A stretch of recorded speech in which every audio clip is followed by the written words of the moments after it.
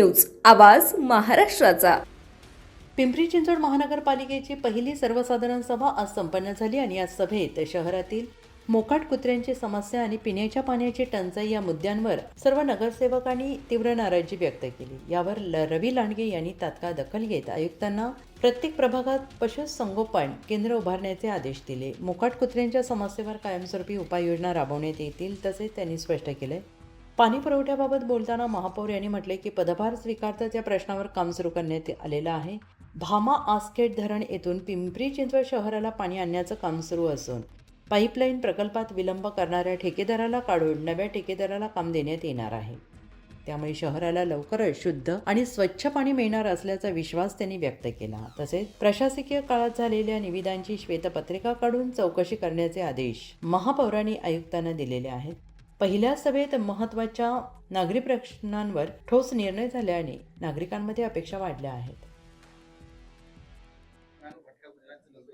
विषय मोठ्या प्रमाणात गाजला होता, पाण्याचा विषय गाजला होता। पहिली सर्वसाधारण सभा प्रत्यक्षात पार पडलेली आहे।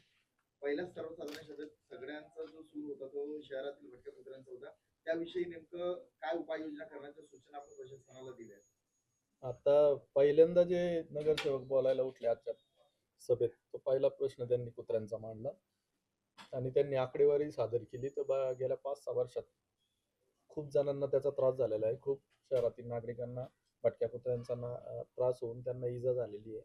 त्या संदर्भात सभेच्या शेवटी मी आयुक्त साहेबांना सांगितलं की प्रत्येक क्षेत्रीय कार्य कमीत कमी एक श्वान संगोपन केंद्र असावे आणि प्रत्येक क्षेत्रीय कार्यालयात एक श्वान वाहक गाडी कंटिन्यू फिरत राहावी, जेणेकरून या सर्व भटक्या कुत्र्यांना एका ठिकाणी आपल्याला ठेवता येईल आणि त्यांना अन्न खाद्य देऊन त्यांची सांभाळ सुद्धा होईल त्यांचा।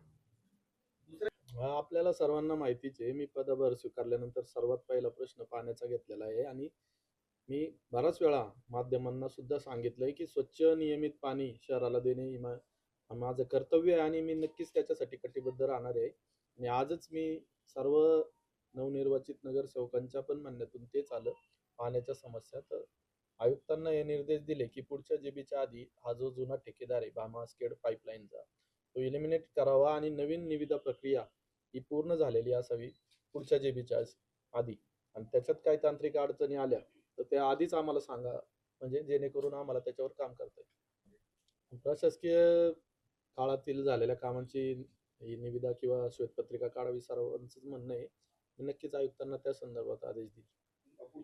निधी तर नाहीये सध्या, आम्ही एक आढावा बैठक घेतली आर्थिक निधीची कमतरता आहे, पण ज्या काही योजना राबवायच्यात राज्य सरकार आम्हाला नक्कीच त्याच्यात मदत करणार आहे। 4 वर्ष महापौर निधी बंद झाला होता, पण या वर्षीपासून तो चालू होईल आणि गरीब रुग्णांची नक्कीच त्याच्यातून मदत होईल।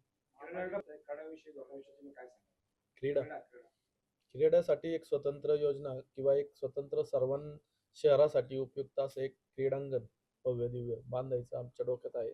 त्या संदर्भात मी राज्य सरकारकडे पाठपुरावा करणार। जे खेळाडू टेबल दिलेले आहेत त्यांना आधी क्रीडाविषयीची कामं मिळत नाही असं काही खासगी सांगितलं, काय सांग?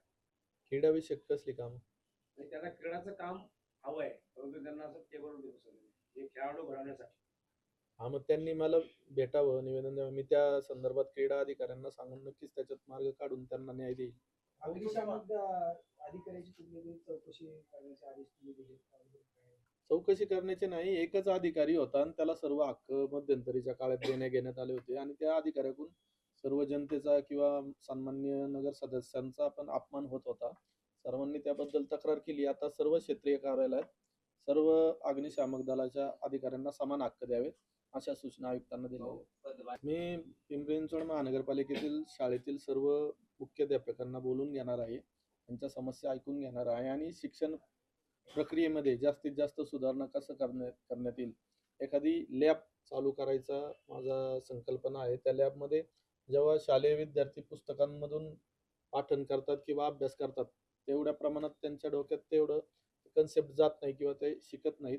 लॅबमधून प्रक्रियेद्वारे किंवा प्रॅक्टिकलद्वारे त्यांना सांगण्यात आलं तर त्यांना शिक्षण प्रक्रियेत जास्त सुविधा देण्यात येतील किंवा त्यांना शिकायला मदत होईल। आता सर्वच नगर सदस्यांनी त्याबद्दल दुजोरा दिलेला आहे आणि विरोधी पक्ष नेते, आयुक्त, गटनेते आणि आम्ही मोजके काही नगरसेवक मिळून नवीन प्रशासकीय इमारतीला भेट देणार आहोत, एक कन्सल्टंट नेमणार आहोत एक आर्किटेक्ट नेमणार आहोत आणि अजित सृष्टी किंवा अजितदादांचा भव्य दिव्य ब्रॉन्झचं स्मारक उभारण्याच्या बाबतीत सर्वांचं एकमत आहे. ते खूप चांगल्या पद्धतीचं कसं असू शकतं याकडे लक्ष देऊन त्याचं एक भव्य दिव्य दालन आम्ही उभे करणार आहोत. नाही, आयुक्तांना आता शेवटला जे मी सूचना दिल्या त्याच्यात आभय योजना चालू करावी ही पण सूचना दिली. त्यामुळे वाढीव जो टॅक्स आहे तो माफ करावा आणि वन टाइम सेटलमेंट आभय योजनेच्या द्वारे आपण करून घ्यावे असं सूचना दिलेली आहे. मागच्या मला वाटतं 3-4 दिवसापूर्वी माझ्याकडे तक्रार आली होती, तेव्हा DCP साहेबांची मान्यता त्या रस्ता चालू करायला राहिली होती. तर DCP साहेबांना सुद्धा मी फोन केला आणि त्यांची NOC मागून घेतली. लवकरात लवकर तो रस्त्याचं काम चालू होईल. स्मार्ट सिटीचं जे 20% काम अपूर्ण राहिलंय, तर श्रावण हर्डीकर साहेब आणि माझी एक वैयक्तिक मीटिंग झाली. त्याच्यात ते 20%चं रिवाईज करायचं काम आम्ही त्याच्या दृष्टीने प्रयत्न करणार आहोत. आणि शहरात जे सर्वत्र CCTV लावलेले आहेत, जे बंद आहेत, ते पूर्णतः चालू आणि एका ठिकाणी संकलित व्हावे असा प्रयत्न करणार आहोत. कॅन्सर हॉस्पिटल आपल्या इथे चालू होतंय थेरगावला आणि बर्न हॉस्पिटल सुद्धा चालू होतंय. राहिला विषय तो जे मोठ्या ट्रीटमेंट आहेत, ICU युनिट आपलं चालू करायचं एक उद्देश आहे. YCM मध्ये 7व्या मजल्यावर रिकामा मजला आहे, तिथं 100 बेडचं ICU युनिट चालू करावं अशी माझी मागणी आहे, जेणेकरून पेशंटची सोय होईल. आणि डॉक्टरांचा जो विषय आहे तो मला तपासावा लागेल आणि तपासल्यानंतर त्याच्यात काहीतरी चुकीचं आढळल्यावर त्याच्यात योग्य ते कारवाई करू. पुणे तसेच पिंपरी चिंचवड आणि महाराष्ट्रातील महत्त्वाच्या आणि ताज्या बातम्या पाहण्यासाठी महाराष्ट्र 18 न्यूज चॅनलला यूट्यूबवर सबस्क्राईब करा आणि बेल आयकॉन प्रेस करा.